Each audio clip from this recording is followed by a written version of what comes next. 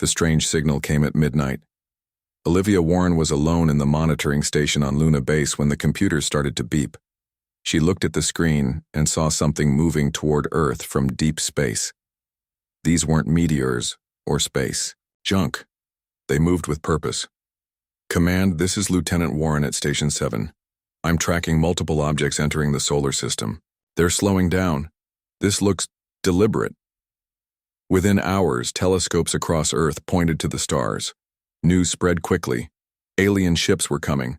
After years of listening to space, someone was finally coming to visit. The United Nations called an emergency meeting.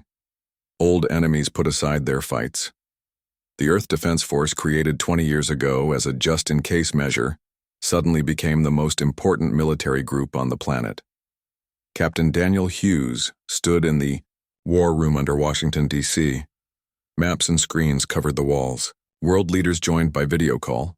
We've been preparing for this day, Hughes said. Protocol handshake is in effect.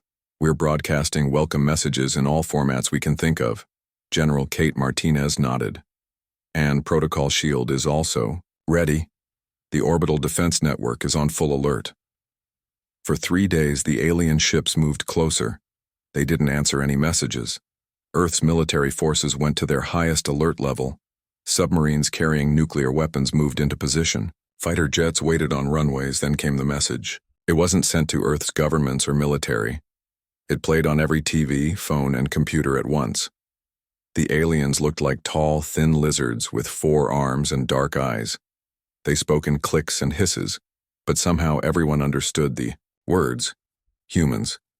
Your world is now property of the Krelvak Dominion. Surrender and serve or be removed. Captain Hughes tried to open talks. We welcome peaceful contact, but Earth belongs to humanity. We wish to. The aliens cut the connection. An hour later, they showed what they meant by removed. Mars Colony had grown to house 60,000 people. Scientists, miners, and their families lived under domes and in underground homes. When the Krelvak ships passed Mars, they fired white beams that cut through everything. The colony disappeared in minutes. Olivia watched it happen from Luna Base. They killed them all, she whispered into her radio. Just wiped them out. Earth's military leaders now knew this wasn't about talk or trade. The aliens had come to take Earth and kill humans. Major Jason Bennett walked into a room few people knew existed deep under the Rocky Mountains. He placed his hand on a scanner, then his eye. A heavy door opened. Computer, Bennett, Jason L., Major. Authorization, Sierra Heimdall 1. Activate Project Heimdall. Lights came on down a long hallway, machines hummed to life. Authorization accepted, said the computer. Project Heimdall is now active. In space, the alien ships formed a line around Earth. Their weapons began to glow. Admiral Frank Pierce gave the order. All units, defensive positions. This is not a drill. I repeat, this is not a drill. The first alien shots hit major cities: New York, Tokyo, Moscow, London. Millions died in seconds. As the world burned, Olivia Warren grabbed emergency supplies. Luna Base was evacuating. She needed to get back to the sky burned red above what was left of Chicago. 3 days had passed since the first attack. The Krelvak ships hung in the air like giant metal insects. They fired beams that cut through buildings as if they were paper. People ran, but there were fewer places to run to each hour. Dr. Natalie Collins worked in a lab deep under Cheyenne Mountain. Her eyes were red from no sleep. On the table in front of her was a piece of alien metal from a crashed scout ship. The material changes shape when exposed to certain frequencies, she told the soldiers watching her. It's like nothing we've ever seen before. Above ground, the aliens landed their first ground troops. They were tall with scaly skin and 4 arms. Each carried weapons that shot acid or beams of intense heat. Their armor seemed impossible to break with normal bullets. Captain Hughes led a team through the ruins of Dallas. His men wore the best armor Earth had, but it wasn't enough. They, hid as a group of 7 Krelvak soldiers, marched past, dragging human captives. They're taking people to the processing ships, Hughes whispered into his radio. We need to find out why. The processing ships were huge black vessels that had landed in major cities. People were forced inside. None came out. Admiral Frank Pierce commanded what was left of America's Navy from the submarine USS Valkyrie. The deep ocean was one of the few places the aliens couldn't easily detect humans. "We've lost contact with Pacific Command," an officer told him. "European forces report 70% casualties." Pierce looked at the map showing alien positions. "They control most major cities and are spreading out. At this rate, organized resistance will be impossible in 2 weeks." Lieutenant Olivia Warren had made it back to Earth on one of the last shuttles from Luna Base. Her escape pod landed in the mountains of Colorado. For days, she hiked through forests, avoiding alien patrols. Finally, she found a group of survivors led by an Army sergeant named Paul Dixon. "We need to get to Cheyenne Mountain," she told them. "I have data from Luna Base about the aliens' ship movements." The group moved at night, hiding during the day. They saw the aliens setting up strange towers in fields. The towers drilled into the ground. "They're mining something," Dixon said. "Taking resources." In Washington, D.C., the remains of the government tried to coordinate a response. But communication systems were down in most places. The internet worked only in patches. Radio signals were jammed by the aliens. Major Bennett drove a convoy of trucks from his secret facility into the mountains. The trucks carried special weapons, and technology kept hidden for years. Project Heimdall was just the detection system, he explained to his team. Project Helheim is what comes next. Dr. Collins finally had a breakthrough. She found that the alien metal became brittle when exposed to a specific type of radiation. "We might have a weakness to exploit," she told her team, "but we need more data." Around the world, small groups of soldiers and civilians formed resistance cells. They watched the aliens, learned their patterns, and occasionally managed to kill one or two. In what was left of London, a group led by a British captain managed to bring down a small alien ship using explosives.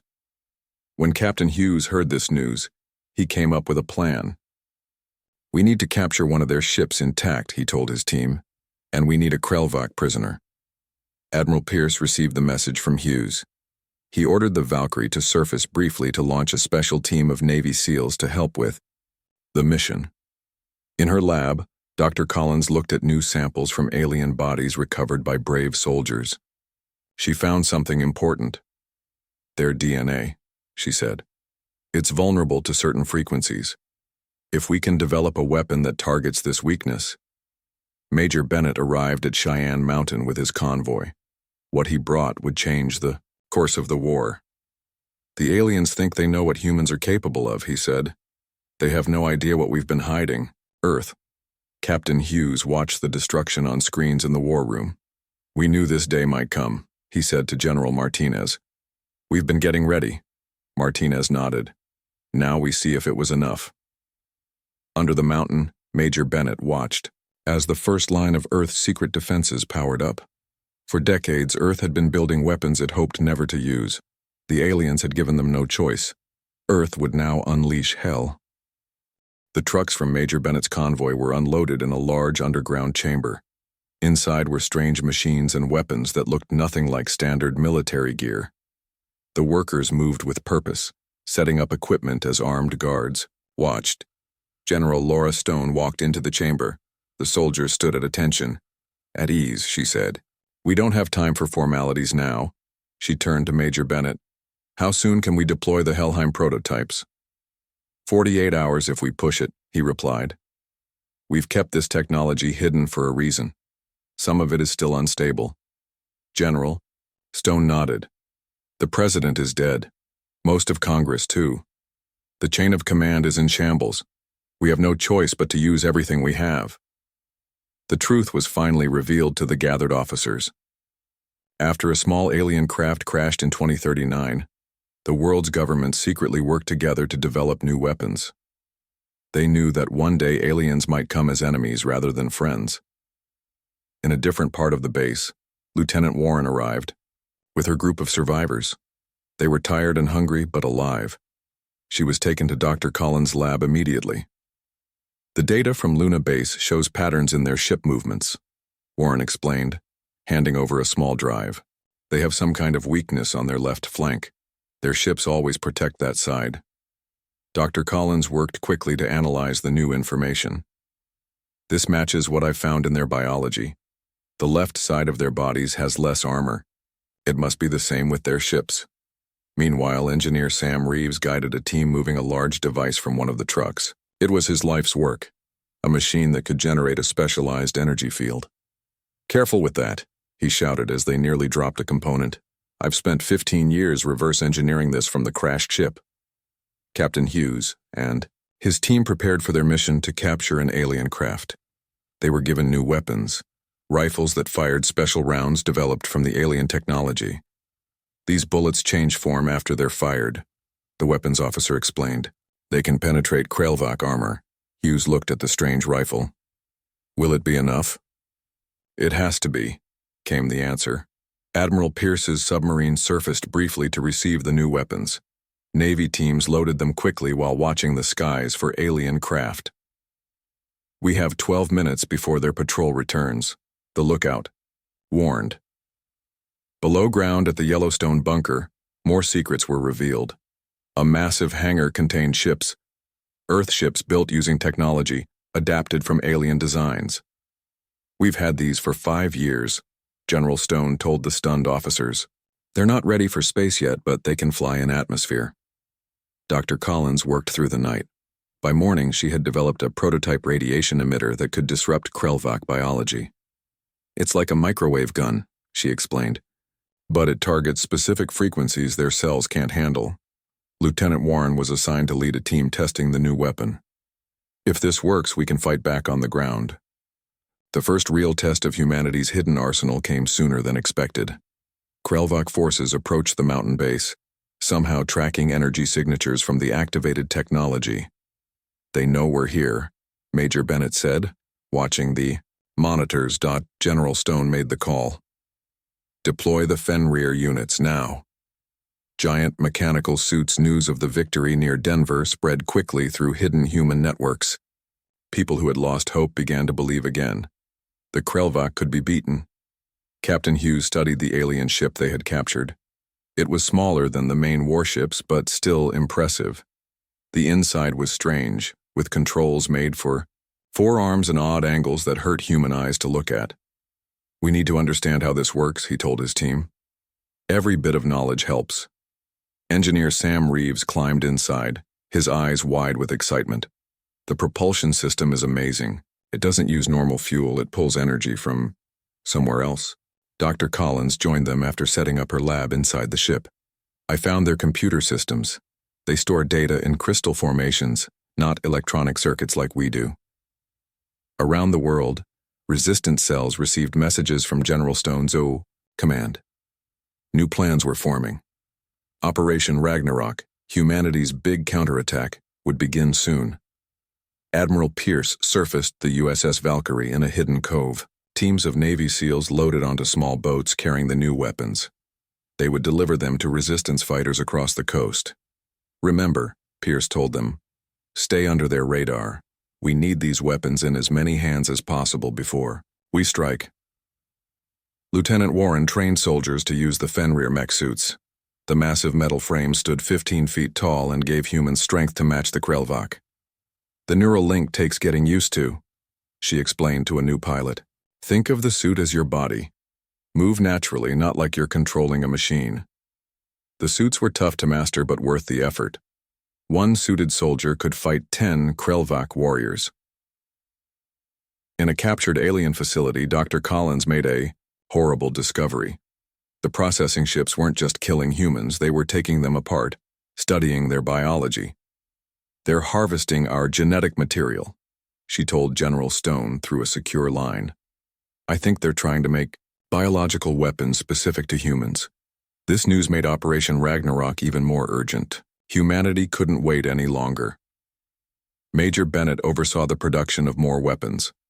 The facility under Yellowstone worked non-stop, making the special radiation guns Dr. Collins had designed. They called the weapon Mjolnir, after the hammer of Thor. "One shot disrupts their nervous system," he explained to soldiers training with the new guns. "2 shots will kill." Captain Hughes led a daring raid on a Krelvak communication center. His team used the captured ship to get close, then attacked with Mjolnir weapons. They took the center in 20 minutes with no human casualties. "We have their communication codes now," Hughes reported back. "We can listen to their plans." Engineer Reeves worked on a bigger project, the Gleipnir system that could take control of alien ships remotely. It wasn't ready yet, but early tests looked good. "If this works, we can turn their own fleet against them," he said, not looking up from his work. Admiral Pierce coordinated the global resistance from the USS Valkyrie. The submarine network became the backbone of human communication, using deep-sea cables the aliens couldn't detect. Lieutenant Warren's mech suit team practiced night raids, destroying alien mining operations and freeing human prisoners. The suit's strength allowed them to rip open alien structures with their hands. General Stone gathered her commanders for the final briefing before Operation Ragnarok began. "In 3 days, we strike worldwide," she said. "Every resistance cell, every military unit, every armed civilian, all at once." She showed them the ultimate weapon, plans for the Gungnir orbital platform. It had been built in secret before the invasion and hidden in orbit disguised as space junk. "When Gungnir activates, the real war begins," she said. "The aliens think they've conquered us. They have no idea what's coming." Powered up, soldiers climbed inside them, connecting to neural interfaces. Engineer Reeves activated his device, creating a shield around the base that scrambled alien sensors. "They're coming in blind," he said. "This is our chance." Outside Denver, 20 miles from the base, the first human counterattack with the new technology began. The aliens weren't ready for what they faced. For the first time since the invasion, humans won a battle. The day of Operation Ragnarok arrived. The morning was quiet. Krelvak patrols moved through ruined cities expecting no resistance. They had grown confident after weeks of easy victories. This was their mistake. At exactly 0600 hours, humanity struck back. All across the world, resistance fighters attacked alien bases. Soldiers in Fenrir suits tore through Krelvak defenses. The new Mjolnir weapons cut down alien troops with shocking efficiency. Captain Hughes led an elite team toward the main Krelvak communication node in what was once Los Angeles. They moved silently, wearing special suits that blocked alien sensors. "Remember the plan?" Hughes whispered to his team. "We need to capture this intact. No explosives unless absolutely necessary." Inside the node, 6 Krelvak technicians worked at crystal control panels. They didn't notice the humans until it was too late. Mjolnir weapons fired and the aliens dropped without a sound. "Secure the entrance," Hughes ordered. "Dr. Collins, you're up." Dr. Collins had joined the mission specifically to access the alien communication system. She plugged in devices Engineer Reeves had built, copying massive amounts of data. "This is incredible," she said, watching the information flow. "They have detailed files on hundreds of planets. Earth isn't their first invasion." Meanwhile, Admiral Pierce gave the order for submarines worldwide to surface. Hidden missile launchers rose from the water. They fired not at alien ships but at carefully selected points on land where Krelvak had their main bases. The missiles carried special warheads developed from Dr. Collins's research. They released radiation that only affected Krelvak biology, leaving humans unharmed. Alien troops fell by the thousands. Lieutenant Warren led the assault on a processing ship in Chicago. Her Fenrir suit squad broke through the outer defenses easily. Inside, they found hundreds of humans in cells. "Get these people out," Warren ordered. "Medical teams are standing by." The freed prisoners told horrible stories of experiments and torture. The Krelvak weren't just invaders, they were studying humans like lab rats. At Cheyenne Mountain Base, Engineer Reeves monitored the global attack from a command center. New York resistance successful. London team has secured their target. Moscow reporting heavy resistance but advancing, he reported to General Stone. Stone nodded, watching the global map. Red dots showing alien control were turning green as humans retook territory. "It's time," she said. "Launch the Luna mission." In a hidden hangar, Earth's first true space warship prepared for launch. Built using reverse-engineered alien technology, It was named the EDF Surtur. Lieutenant Warren had been selected to command the space operation. "Prepare for launch sequence," Warren told her crew. "Our mission is to retake Luna Base and activate the Gungnir platform." The ship rose silently, using gravity manipulation technology rather than conventional engines.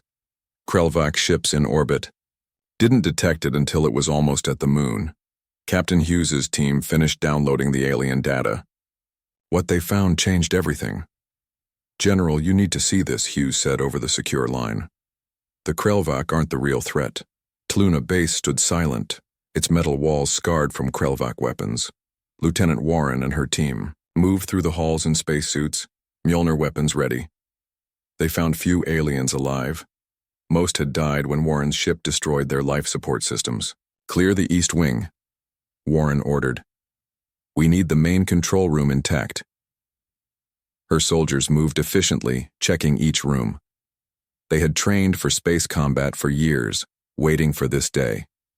On Earth, the battle raged across every continent.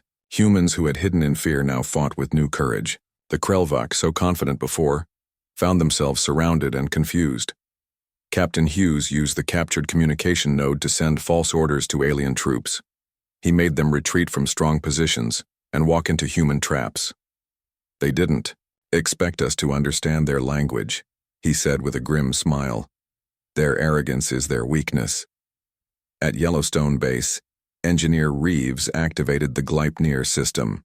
Huge dish antennas rose from hidden bunkers, sending special signals to Krelvac ships. "The signal is working," Reeves told General Stone.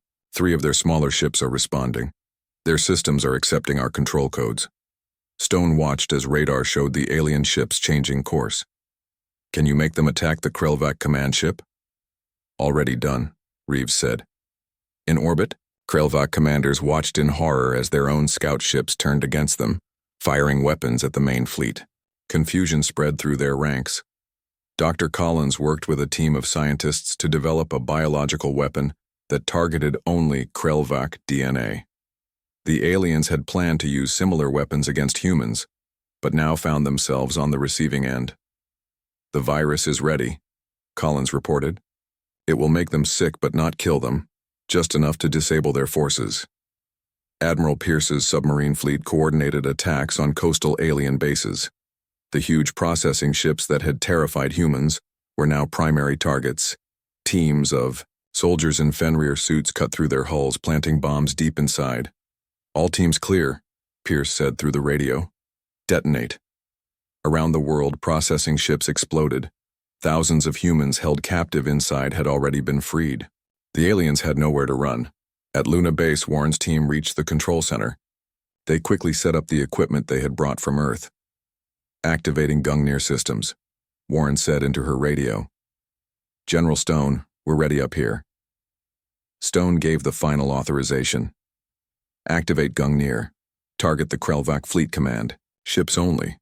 In Earth's orbit, pieces of what looked like space junk suddenly moved. Metal panels shifted, revealing hidden weapons. The Gungnir platform had been disguised and placed in orbit years before the invasion, waiting for this moment. The orbital weapons platform came fully online. Targeting systems locked onto the 5 largest Krelvac ships. Energy built up in its main cannon. Captain Hughes watched from a hilltop as beams of light shot down from space, cutting through the alien flagship hovering over what remained of Seattle. The massive ship split in half, then exploded in a ball of blue fire. Similar scenes played out around the world. The Krelvac's biggest ships, their centers of command, were destroyed in minutes. The remaining alien ships began to retreat. They rose higher into the atmosphere, then accelerated toward space. "They're running," Hughes said in disbelief. General Stone watched the radar screens. "Don't celebrate yet. Remember what we learned. This was just their scouting force." In his lab, Engineer Reeves studied the alien drive technology they had captured. "If we can adapt this to our ships, we can follow them. Take the fight to their space." Human ships that had been hidden underground were brought to the surface. Soldiers and engineers worked to install new weapons based on Krelvac technology.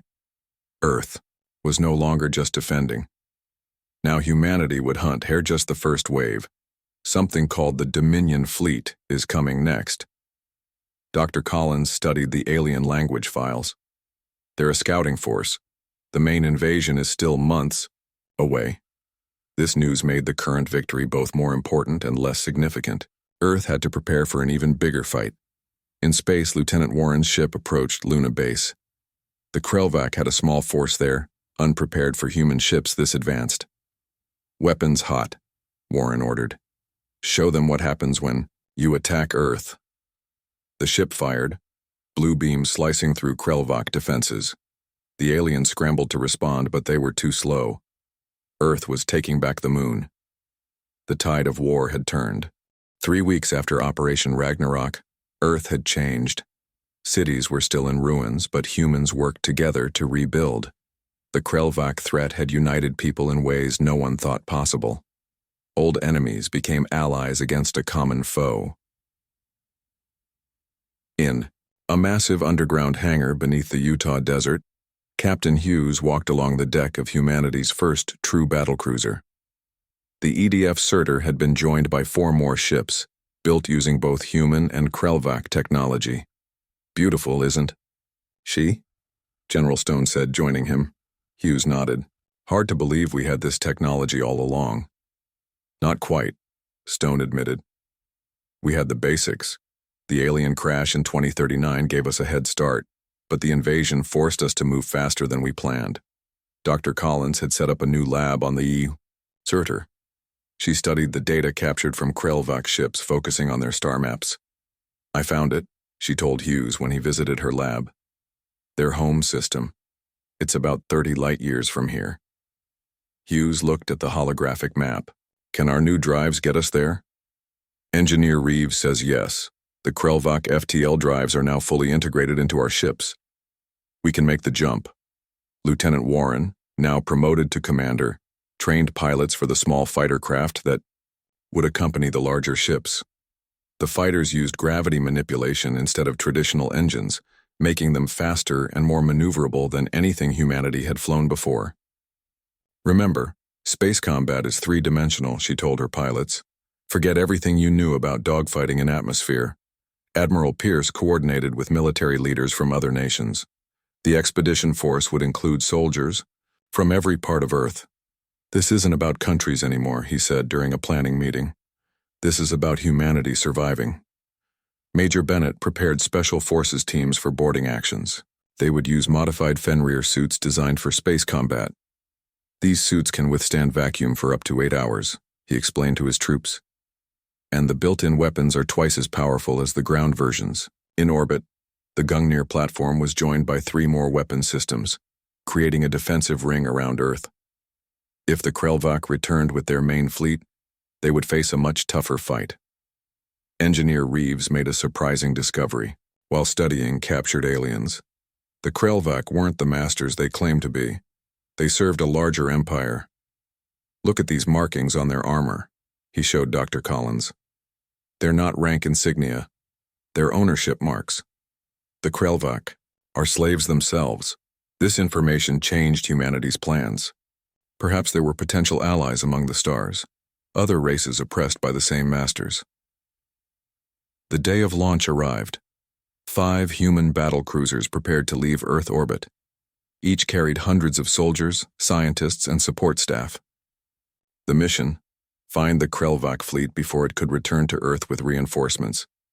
Captain Hughes was given command of the Surtur, the flagship of humanity's first space fleet. Commander Warren would lead the fighter squadrons. Dr. Collins headed the science division. Engineer Reeves managed the new technologies that would keep them alive in deep space. "This is not just about revenge," General Stone told them in her final briefing. "It's about survival. Find their fleet. Disable it if possible. Destroy it if necessary." Admiral Pierce would remain on Earth, coordinating the planet's defenses in case the mission failed. The ships rose from Earth, powerful engines glowing blue, against the night sky. Millions watched from the human fleet exited FTL jump near a small moon, hiding from Krelvac sensors. Through the Surtur's main viewport, Captain Hughes studied the alien homeworld. It was a large planet with 2 suns, covered in strange purple and red vegetation. Scans show heavy defenses, Commander Warren reported. Orbital platforms similar to our Gungnir system, at least 30 warships in defensive positions. Hughes nodded. Are they detecting us? Not yet. The moon's radiation is masking our presence. Dr. Collins rushed onto the bridge. Captain, we're picking up signals from the surface, not Krelvak. Something else. The signals were distress calls from a dozen different species. The Krelvak weren't the only inhabitants of the planet. They kept other aliens as slaves and test subjects. This changes things, Hughes said. We're not just here to disable their fleet, we need to free these people. Engineer Reeves joined them with more news. I've analyzed their defense grid. There's a gap in coverage every 8 hours. When their systems recalibrate, it lasts only 2 minutes. Hughes gathered his commanders for a final briefing. The plan was bold. Commander Warren's fighters would attack the orbital platforms during the gap, creating a diversion. Meanwhile, Major Bennett's troops would drop to the surface in stealth pods to free the imprisoned species. Captain Hughes would lead the Surtur and 2 other cruisers against the Krelvak fleet. This is it, Hughes told them. Remember Earth. The battle began exactly as planned. Warren's fighters slipped through the defense grid's gap and launched missiles at the platforms. Alarms blared across the Krelvak world as explosions lit up the night side of the planet. Major Bennett's pods landed silently in the jungle near the largest prison complex. His soldiers in space-modified Fenrir suits cut through walls designed to hold less advanced species. Inside, they found thousands of aliens from dozens of worlds. We're from Earth, Bennett told a tall, 6-limbed being who seemed to be a leader among the prisoners. We're here to help. The alien replied in broken English, learned from captured humans. Earth fights Krelvak? Impossible. Not anymore, Bennett said, handing the alien a weapon. In space, Captain Hughes led the cruisers straight at the Krelvak fleet. The aliens scrambled to respond, unused to being attacked at their home. Their ships are moving to intercept, Hughes observed. Exactly as we wanted. The Surtur fired its main weapons, technology reversed-engineered from the Krelvak themselves, but improved by human engineers. The beams cut through alien shields that had never been designed to face their own technology. Dr. Collins monitored communications from the science station. The prisoners are free and fighting back. The Krelvak are facing rebellion on the ground and our attack from space. The battle raged for hours. Human ships took damage but kept fighting. The Fenrir suits proved their worth as Bennett's troops fought alongside freed aliens against Krelvak ground forces. Commander Warren's fighters destroyed the orbital platforms one by one, then joined the attack on the main fleet. Finally, the largest Krelvak ship, a massive command carrier, sent out a signal. They were surrendering. Captain Hughes accepted their surrender on the Surtur's bridge. The Krelvak commander, a scarred veteran with dull scales, looked at the humans with a mixture of fear and respect. Why you not destroy us? He asked in rough English. We attacked your world, because we're not like you, Hughes replied. We fight to defend, not conquer. Dr. Collins discovered the final truth in the Krelvak records. The aliens had attacked Earth specifically because they feared what humans might become. They had observed Earth for decades, watching as humans developed technology at an incredible pace. They had attacked out of fear. And in doing so, they had given Earth the one thing it needed to become a true power in the galaxy, a reason to unite and fight back. As the human fleet prepared to return home, they weren't alone. Ships from the freed species joined them, forming alliances. Earth had not just survived, it had found its place among the stars. Humanity had unleashed hell, and the galaxy would never be the same. E-ground, their faces filled with hope and pride. In the Surtur's command center, Captain Hughes gave the order that would change humanity's destiny forever. All ships, prepare for FTL jump. Target, Krelvak. Home system. We're taking the fight to them. The stars blurred as the ships accelerated to speeds humans had only dreamed of before. Earth vanished behind them. The hunt had begun.